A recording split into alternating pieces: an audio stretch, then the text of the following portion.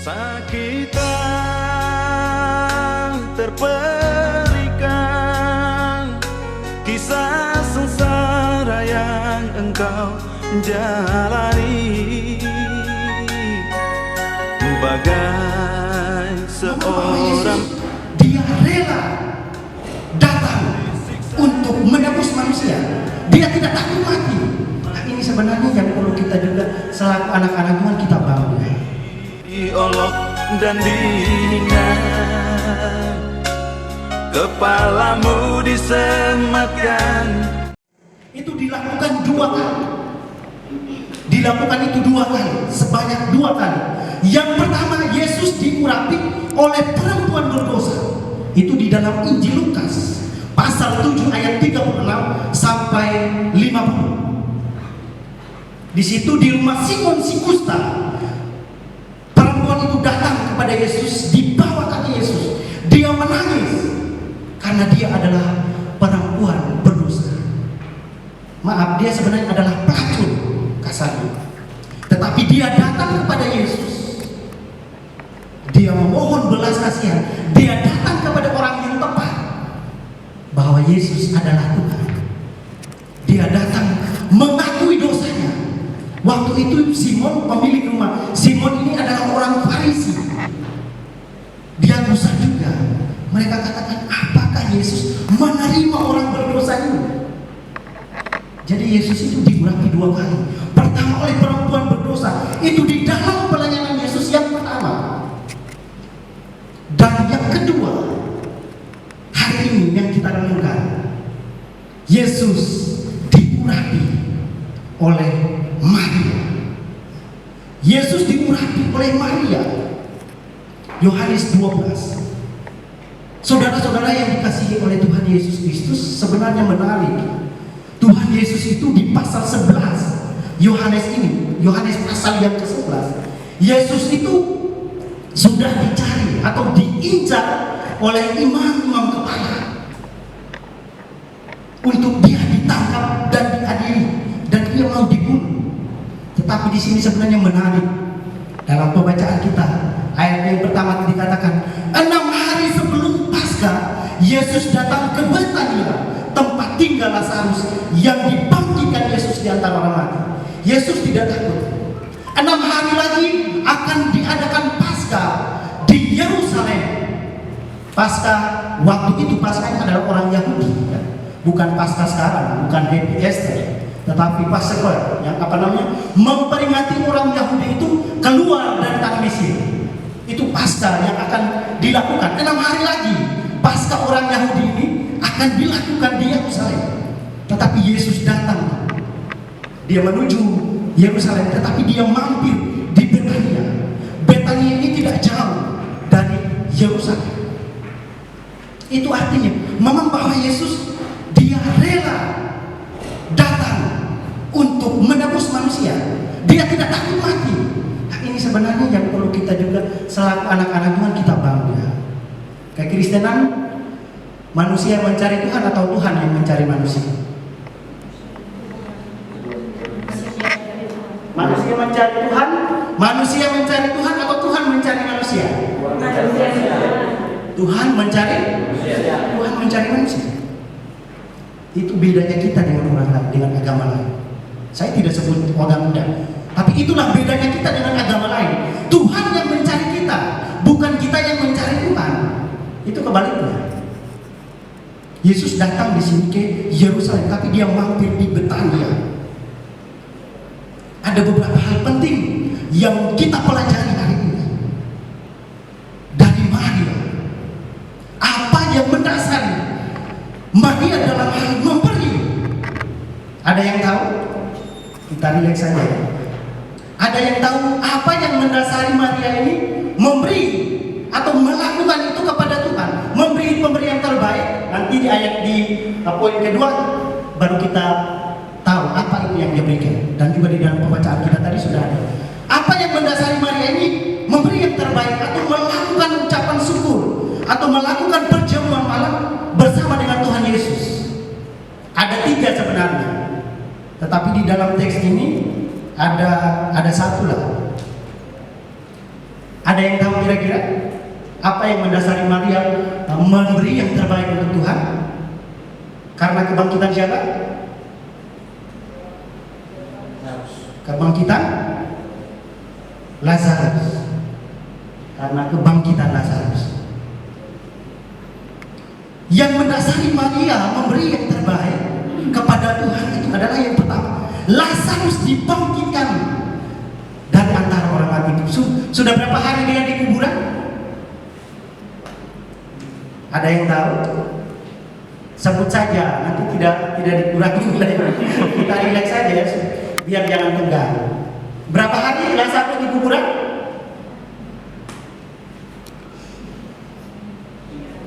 Harus baca kitab nih. Berapa hari? Dia sudah 4 hari. Dia sudah membusuk kain kafan. Tetapi Lazarus bangkit dari kematian.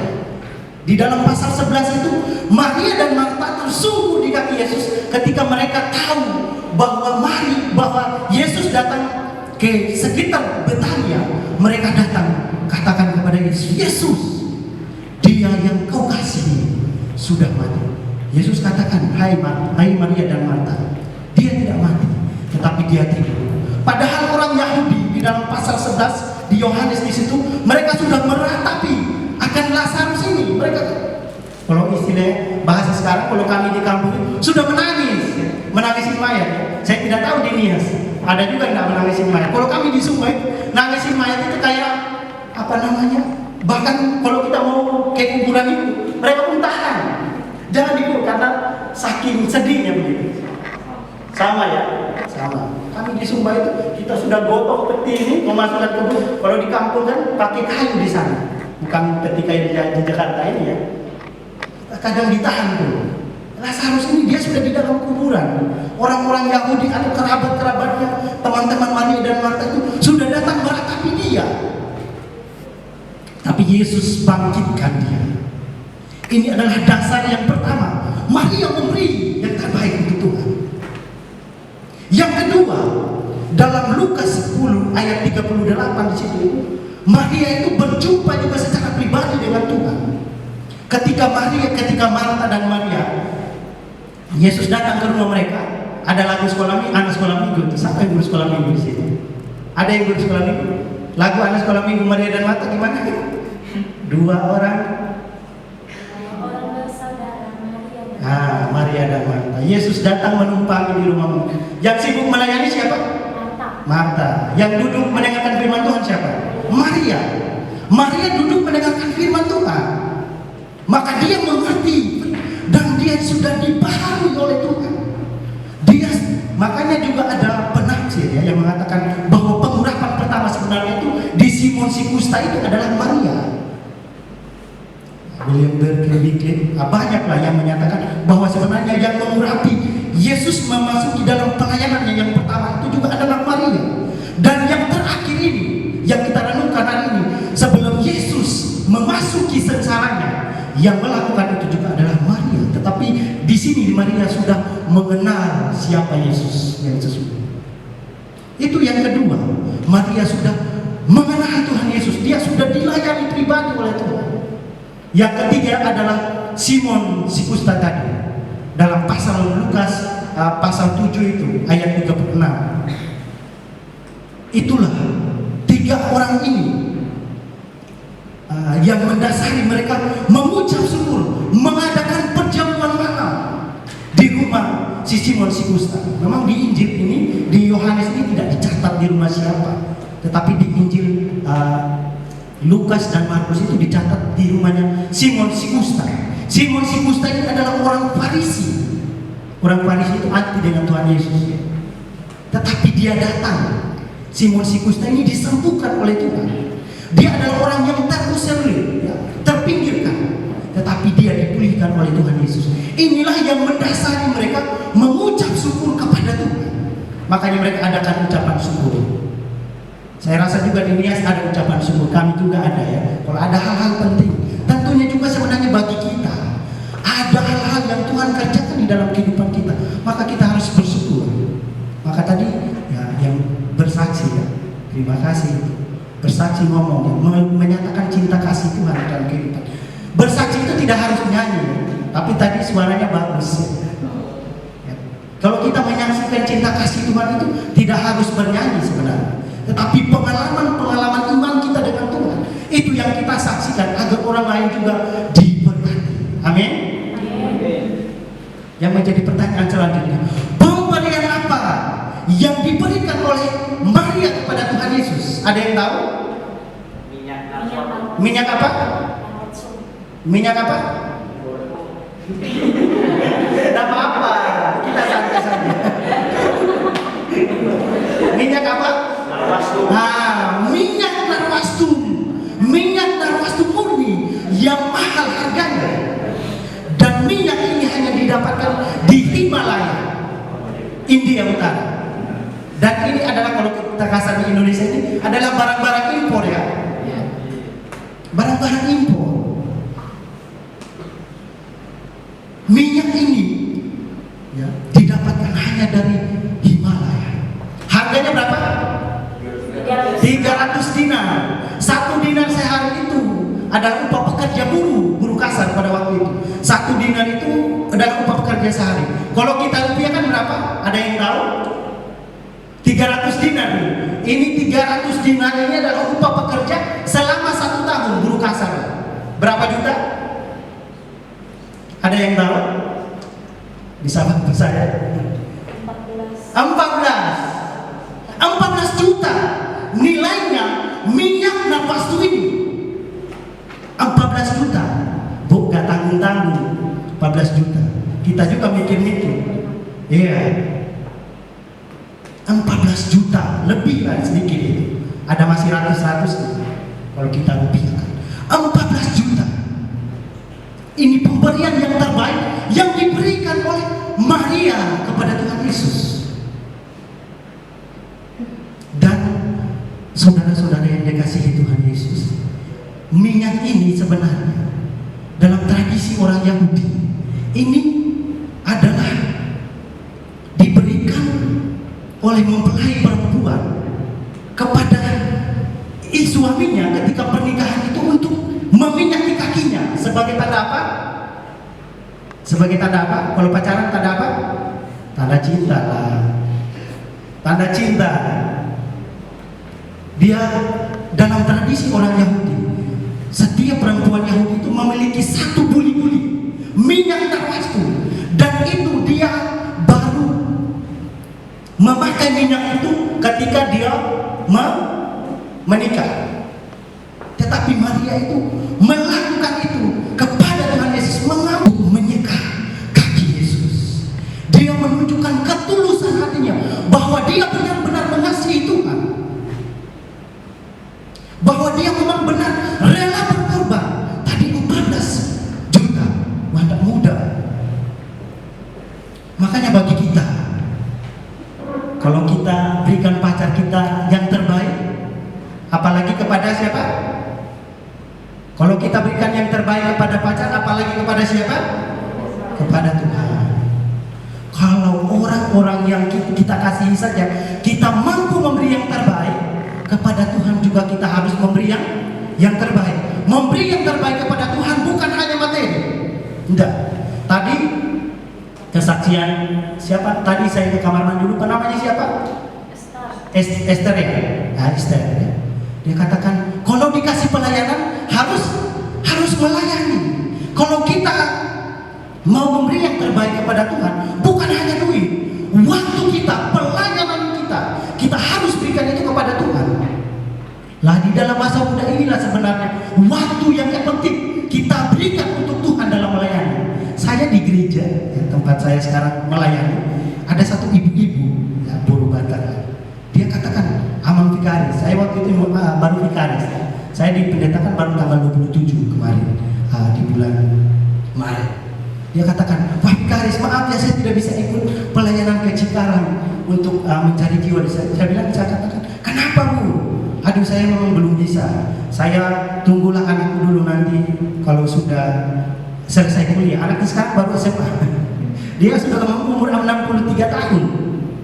Lah, tunggu anaknya wisuda dulu, dia sudah mau 70 tahun.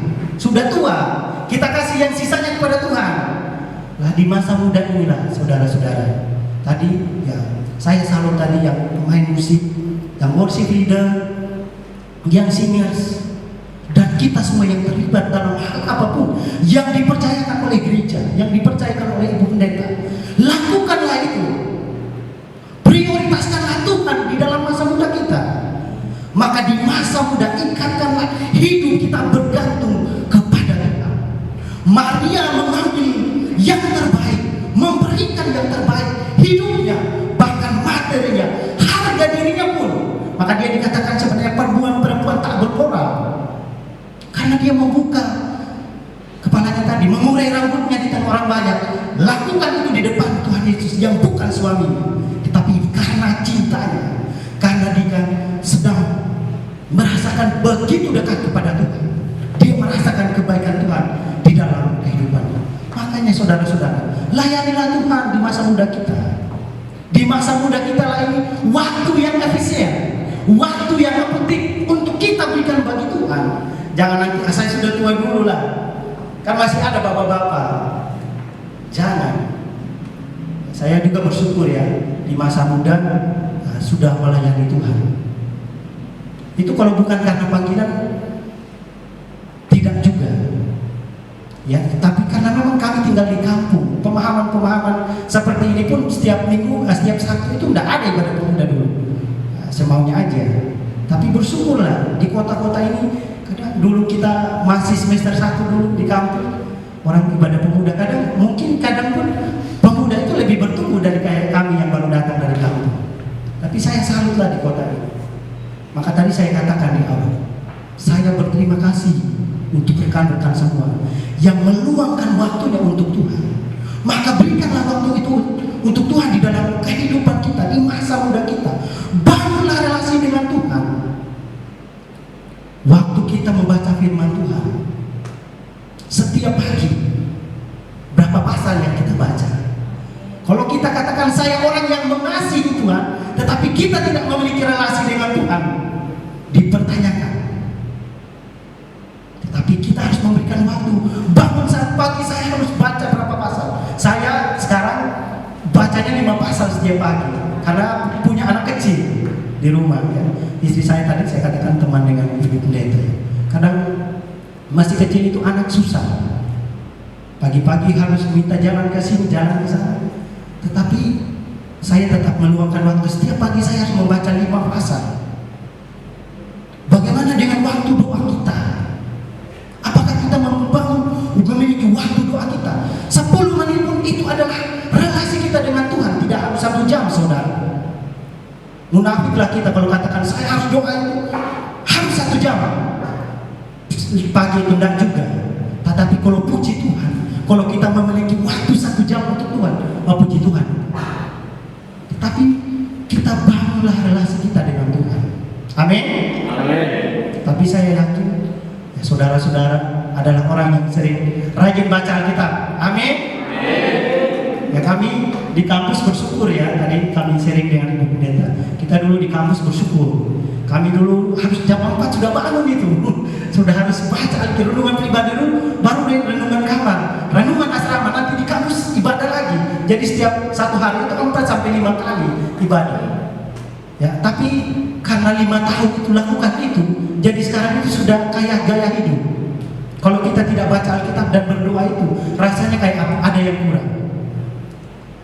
Saudara-saudara juga, kalau kita mau bertumbuh di dalam pengenalan akan Tuhan, milikilah relasi itu, maka hidup kita akan diberkati Tuhan. Amin.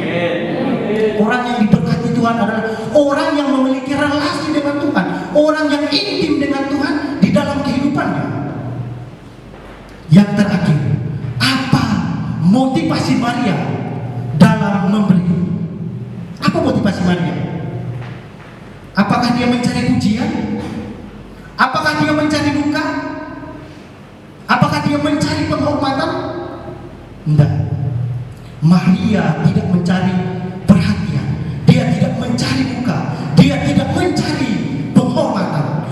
Maria melakukan itu karena dia mengasihi Tuhan di dalam hidupnya. dia tahu memberi yang terbaik karena Tuhan sudah memberikan yang terbaik hidupnya bagi kita manusia. Amin. Tuhan Yesus datang meninggalkan tahta yang maha tinggi, datang ke dunia, meninggalkan singgasana surga itu, datang ke dalam dunia demi saya dan saudara. Lahir di kandang, bukan di rumah sakit, bukan di VIP, tapi di kandang domba. Waduh, sadis. Kita mungkin di Nias ya, tahu lah kandangnya. Kami juga di Sumbang ada kandang babi, kandang sapi, kandang domba. Tapi Yesus lahir di kandang domba karena tidak ada lagi penginapan waktu itu di Bethlehem. Demi saya dan saudara, agar kita yang harus dimurkai dengan murka Allah, tetapi Yesus menggantikan itu. Motivasi Maria di sini adalah dia mengambil yang terbaik untuk Tuhan sebelum pengubaran Yesus Kristus. Di sini nanti Yesus akan memasuki kesengsaraannya. Dia akan menjalani Via Dolorosa. Bahkan dia akan digantung di kayu salib. Bahkan dia akan mati. Dia akan dikuburkan. Maka di sini Maria meminyaki Yesus Kristus dengan minyak yang murni, minyak narwastu tadi. Oleh karena itu, kita juga motivasi mengikut Tuhan bukan untuk kita diberkati.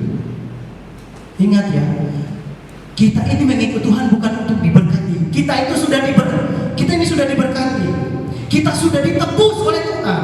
Kita sudah diselamatkan oleh Tuhan. Yang kita kejar itu bukan dunia ini, tetapi kekekalan. Yang kita kejar adalah kekekalan, bukan dunia ini. Maka kita sebenarnya bukan mencari berkat di dunia ini, walaupun kita butuh berkat. Tetapi inilah motivasi Maria. Dia memberikan yang terbaik untuk Tuhan, mengambil pemberian terbaik untuk Tuhan. Tetapi di sini juga kita belajar ada motivasi dari Yudas. Next aja bang. Apa motivasi Yudas? Ada yang tahu motivasi Yudas? Apa motivasi Yudas di sini? Tadi kita baca di sini. Ayat yang ke-6. Apa motivasi Yudas? Yudas di sini adalah untuk kepentingan pribadi.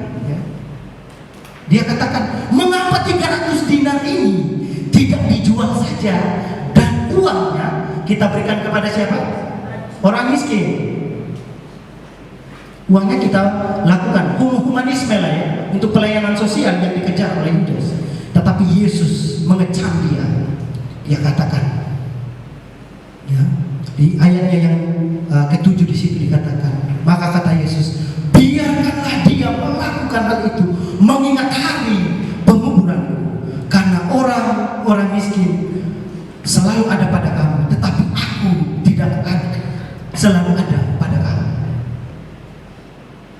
Di sini yang dikecam oleh Tuhan Yesus, Yudas memiliki motivasi yang tidak baik. Motivasi tindakannya sudah salah, motivasinya salah, karena dia adalah bendahara. Dia adalah pemegang kas. Dengan jelas di sini dikatakan ya, bahwa dia adalah pencuri di ayat yang ke-6 di situ. Dia selalu memegang, dia selalu mengambil uang yang dia pegang di kas. Dia memiliki motivasi yang salah. Maria lakukan itu waktu itu untuk memperingati akan Tuhan Yesus Kristus yang sesaat lagi dia akan sengsara, dia akan menjalani penderitaan, penghukuman, bahkan dia akan dikuburkan. Itulah yang dilakukan, dan hanya itu saja Maria lakukan itu, tidak untuk kedua kali. Kesempatan itu hanya sekali itu saja. Makanya di sini juga pelajarannya bagi kita, kita jangan samakan apa yang kita berikan bagi Tuhan dan apa yang diberikan bagi pelayanan sosial. Ini nih sebenarnya yang kita pelajari dari Yudas dan Maria di sini ketika Yesus mengecam Yudas, agar Yudas itu tahu apa yang diberikan kepada Tuhan itu harus yang terbaik. Kalau kepada manusia dia mau ingat, apalagi kepada Tuhan sang pemilik hidup itu.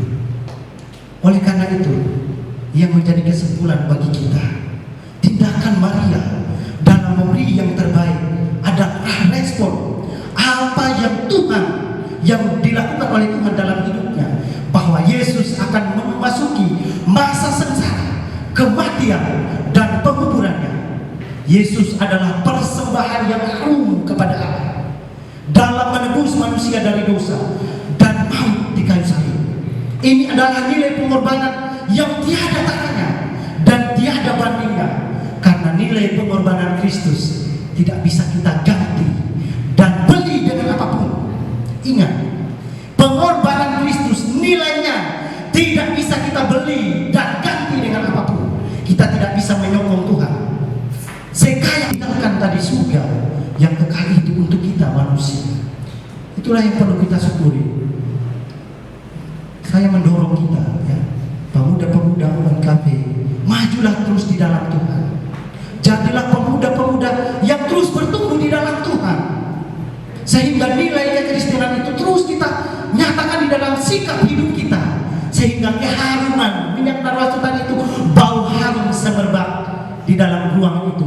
Kiranya keharuman Kristus itu terus kita nyatakan di dalam kehidupan kita hari lepas hari. Amin. Kiranya Tuhan menolong saya dan rekan semua saudara-saudaraku yang dikasihi oleh Tuhan Yesus Kristus. Amin.